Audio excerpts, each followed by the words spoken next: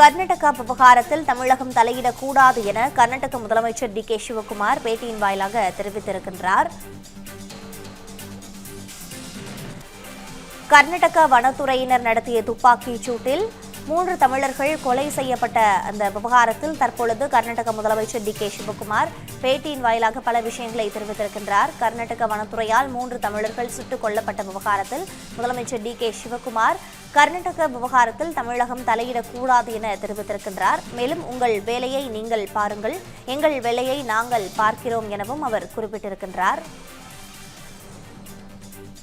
மேலும் கூடுதல் தகவல்களோடு இணைப்பில் இருக்கிறார் எமது மூத்த துணை ஆசிரியர் ஜோ மகேஸ்வரன்.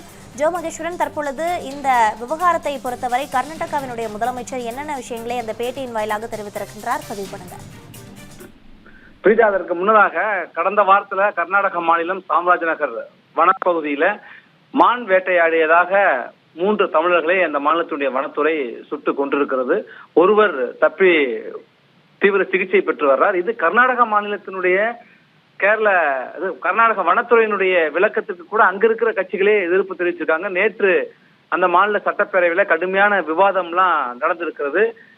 அங்க அந்த மாநில அரசும் உயிரிழந்தவர்களுக்கான இழப்பீடு நிவாரணம் கொடுத்திருக்கிற சூழல்ல இன்றைக்கு நம்முடைய தமிழ்நாடு சட்டப்பேரவையிலும் இது குறித்து எதிர்கட்சிகள் கொண்டு வந்த கவன ஈர்ப்பு தீர்மானத்தின் மீது விவாதமும் நடைபெற்றது. இது குறித்து மத்திய புலனாய்வுத்துறை சிபிஐ விசாரணை நடத்த வேண்டும் என்று கட்சிகள்லாம் ஒரு பக்கம் கோரிக்கை விடுத்திருக்கிற சூழல்ல தமிழ்நாட்டில் இருக்கிற அரசியல் கட்சியினுடைய தலைவர்கள் கர்நாடகத்துல 3 தமிழர்கள் சுட்டு கொல்லப்பட்டிருப்பது ஒரு பெரும் சந்தேகத்தை ஏற்படுத்தியிருக்கிறது.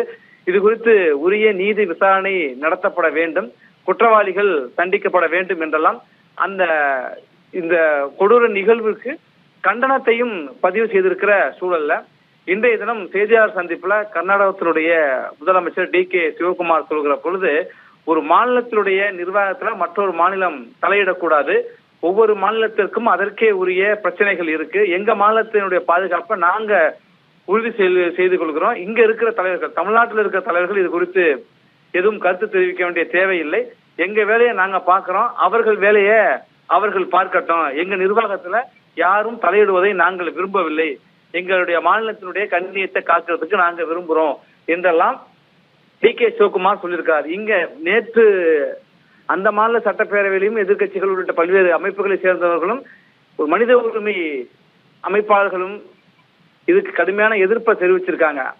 அவர்கள் தங்களுடைய கால்நடைகள் தொலைந்து விட்டது, அதை தேடி சென்றவர்கள் என்று இவங்க பாதிக்கப்பட்டவர்கள் தரப்புல சொல்றாங்க. ஆனா மான் வேட்டையாடி வந்ததாக அவங்க சொல்றாங்க. ஆனா அப்படி ஒரு எந்த சோடுமே இல்ல.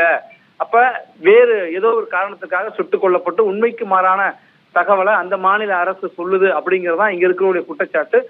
இப்ப வழக்கு அது அங்க விசாரணை பண்ணிட்டு இருக்காங்க, காவல்துறை விசாரணை பண்ணிட்டு இருக்காங்க. என்ன காரணம் எப்படி ஒரு விரிவான விசாரணை போயிட்டு இருக்கிறப்ப தமிழ்நாடு சட்டப்பேரவையிலும் இது குறித்து எதிரொலிச்சிருக்கு, கண்டனத்தெல்லாம் பதிவு செய்திருக்கிற சூழல்ல அந்த மாநிலத்துடைய முதலமைச்சர் இப்படி ஒரு கருத்தை தெரிவித்திருக்கிறார்.